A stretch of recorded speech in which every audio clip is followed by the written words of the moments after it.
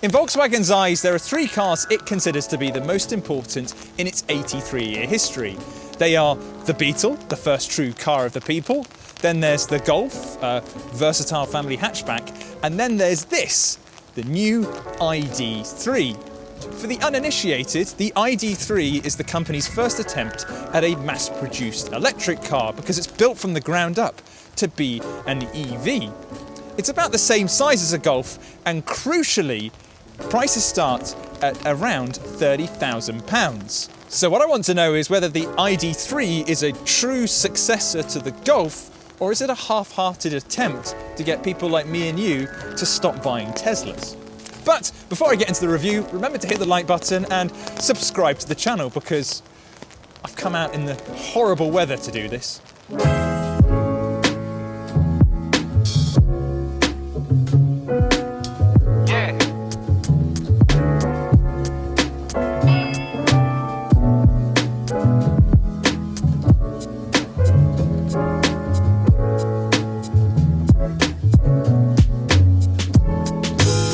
The ID.3's design is surprisingly divisive. Some people think it's too futuristic and therefore a bit ugly, while others think it's just a little bit boring. I like it though. I like the front end. I think it looks like it's from the future without looking like it's trying too hard, and I like the face that it's got it with these LED lights. I'm not a massive fan of the optional wheels that we've got on here, but there's a selection of alloys to choose from that can make this look like a really smart car. But like I said earlier, it's about the same size as a Golf, but there's a real crucial difference. Because we've got no engine at the front, it means that the cabin can be a little bit bigger, and you can see this windscreen comes really far down the front of the car. It means that it's very airy inside and super spacious. So it really does feel very different to driving a regular Golf. In the back, we've got a 385 litre boot, which is about 5 more than what you get in the Golf. However, if we're comparing numbers to numbers, it's 40 litres less than what you get on a Tesla Model 3. So while the Tesla beats it on paper, because you've got this hatchback design, it's actually a little easier to load stuff in and out of. Of course, the charging cables also take up a little bit of room. Our Family Pro Performance model that we've got right here has an adjustable boot floor, so you can open up a little bit more room. So as I said, the model that we're in at the moment is the Family Pro Performance, and that comes in at £34,650. And for that you get dual zone climate control, and you also get a panoramic roof, which you don't get on the lower trim levels. But if you want to save some money, you can go for the pure spec, which will cost you as little as £30,000 after you take into consideration the £3,000 plug-in car grant. Before getting in this, I was expecting it to feel a lot like the new Golf, but to be honest, they couldn't feel more different. For instance, there's no need for a conventional transmission tunnel, so the centre console sits nice and low, and it just opens up the cabin so much. And then we've got the really raked windscreen, which lets in a lot of light.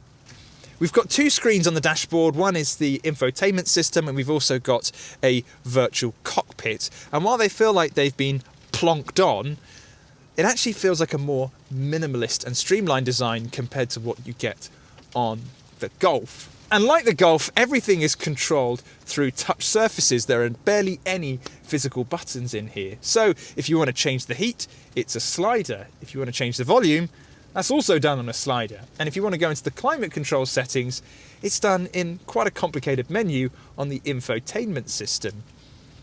What's also proven to be a little bit controversial is the gear selector, because when you're in a conventional automatic car, you either have a dial or a lever in the centre console to go between drive, reverse, neutral, park, etc.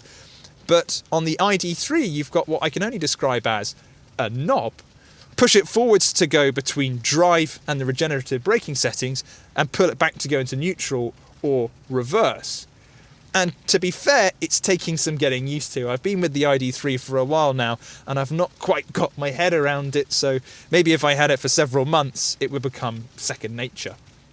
And then there's the interior quality, because some of the VWs I've driven lately don't feel quite as good as their predecessors, and while the ID.3 is a new product, it doesn't quite feel as VW as I would like it to. So while the steering wheel feels lovely, and so do the areas that you touch frequently, there's a lot of gloss black which picks up fingerprints, and some of the plastics can be a little bit scratchy.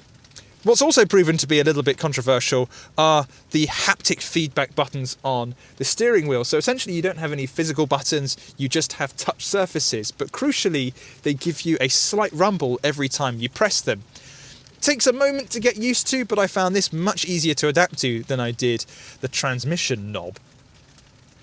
What's really cool though is the amount of storage that you've got in here. So not only have I got two sizable cup holders here, but I've also got this adaptable tray in the center, which I guess is good for storing a wallet. And then if I pull this back, you've not only got two massive storage bins, but you've also got two USB-C ports. And to finish things off, there's a small net down here for, I don't know, perhaps your keys. But either way, you won't be short of storage when buying an ID.3. It's very difficult to get excited about the back seats of a car because while they serve a purpose, there's not exactly anything luxurious about them. However, I have got excited about the ID.3s because as soon as you sit in them, you notice that they are really quite different. While the front part of the seat is nice and high, the back part sits really low, so you kind of sink into the seats, and that opens up a little bit more headroom. That's clever engineering. So I'm 180 centimeters, and sitting in these lovely scooped out racing like rear seats, I've got loads of headroom to play with, and the same for legroom. I've got the driving seat in my position, and that's probably the most I've had in a hatchback of this size. Quality's not too bad either here. You've got a mix of leather and also really nice fabric down here as well. It doesn't feel like cheap, it's very, very smooth. Reminds me a little bit of those Google Pixel smartphone cases that you used to be able to get. In the centre we've got an armrest, and there's also through loading. So if you're going to, I don't know, a timber yard, you can put some nice long bits of wood down here, or an IKEA trip will go with that. And of course you've got ISOFIX points. They're behind these retractable caps down here, so you don't have the pop-out ones that are easy to lose. Overall though, if you're sitting in the back of an ID.3, you've got it pretty good.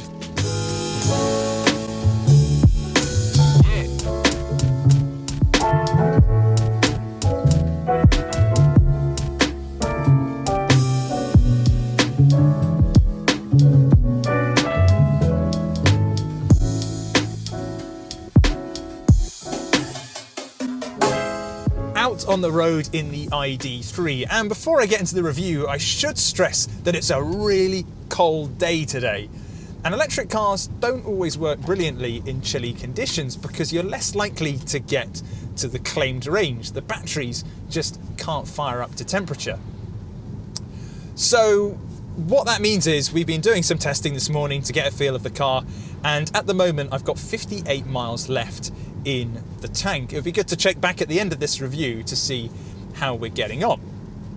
So speaking of batteries, the one that we've got in here is the mid-range 58 kilowatt hour pack, which offers a range of about 260 miles under WLTP. There's also a range topping version which is a 77 kilowatt hour pack, and that's closer to 340 miles, so not quite as good as a Tesla Model 3, but not far off. And now there's a new entry-level model with a 45 kilowatt hour pack, and with that you're looking at just over 200 miles. There's also support for 100 kilowatt charging, so if you've got one nearby, it shouldn't take too long to charge this thing up, but I know what you're thinking. They're really hard to get hold of. I'm quite lucky that I've got one near my house, but they're a bit of a rarity in the UK at the moment. So my impressions of the ID.3 are, it doesn't really feel like a weird electric car. There are some cars that you get into that just feel so alien compared to what you're used to driving that it almost feels a little bit gimmicky. And that's really not the case with this ID.3. It does feel like a Golf to drive. The steering is light, but that's the case with the Volkswagen Golf anyway. I drove the GTI quite recently, and even that performance model still felt a little bit light and vague. The good thing is, though, is that it does what you expect it to do. So if I turn the wheel a certain amount, it does feel like the front wheels are doing what I would expect it to do. I'm also test driving a Citroen C5 Aircross alongside this, and compared to that, this thing feels like a racing car. The Citroen, it almost feels like you're using a Nintendo Wii wheel to steer. Let's check the performance out. Oh! Yeah, it's not bad. So you've got a 205 brake horsepower rear-mounted electric motor that'll get you from 0 to 62 in just over 7 seconds. That doesn't exactly sound like it's ludicrously fast, but the thing is with electric cars is they're really quick from 0 to 30 miles an hour. It doesn't really matter if you're taking a little bit longer to get up to 62 because you've usually got loads of room on a slip road, but it's that darting away from traffic lights or needing to make a quick overtake. This thing will just handle it brilliantly. And what's really important with that as well is it makes it fun. And this is something I've just noticed with any new electric car. It's not exactly a performance car, but it's just so well engineered that it always feels nippy and up for it. A bit like a hot hatch. In the ID.3, you've got two settings. You've got normal, and then you've got something that's a little more aggressive. But I think aggressive's the wrong word. It's essentially non-existent and mild. And that's a little bit of a shame because A, it doesn't feel like you're recovering as much energy as perhaps you could be. But B, what's quite nice about electric cars is that you can do this kind of one-foot driving. You can essentially use the accelerator to power away, driving 101, and then when you want to brake, you simply lift off the accelerator and the regen does everything for you. But you can't really do that in here. The regen is so weak that you're still going to have to put your foot on the brake pedal. And another thing I've noticed, the windscreen wipers have a bit of an abnormal pattern, and I know some people that have driven this car actually find it really annoying. I'm not one of those people, it doesn't really trouble me, but if you're easily wound up by windscreen wipers, the ID.3 is different. Let's talk technology. So you've got all the driver assistance stuff that you could ask for, like lane keep assistance and active cruise control. Great. But there's also car-to-X technology, which is really cool. So essentially what this car can do is communicate with other vehicles fitted with that technology. For instance, let's say I'm driving through town and then suddenly the car in front of me slams their brakes on. I react to it, I put the brakes on, but what the car does is then tell other cars in the line that use car-to-X technology that there's a car in front slowing down and that they're going to need to apply their brakes. So what it does is it is safer, you're less likely to go slamming into the back of somebody, but B, it's less likely to cause traffic jams because you don't have people reacting for no reason. The car will react for you. So it's actually making life a lot better. You're going to be causing less traffic jams if you drive an ID.3.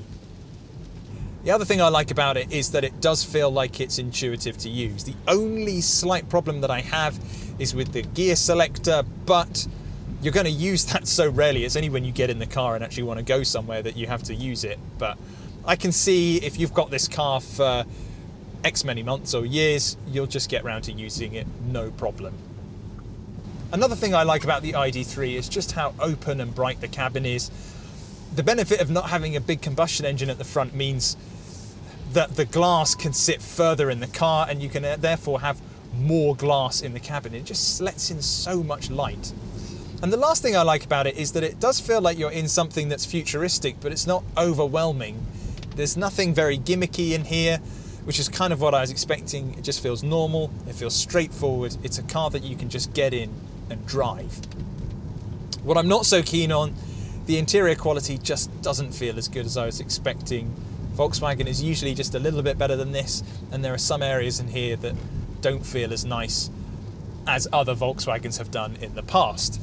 So should you go out and buy a Volkswagen ID.3?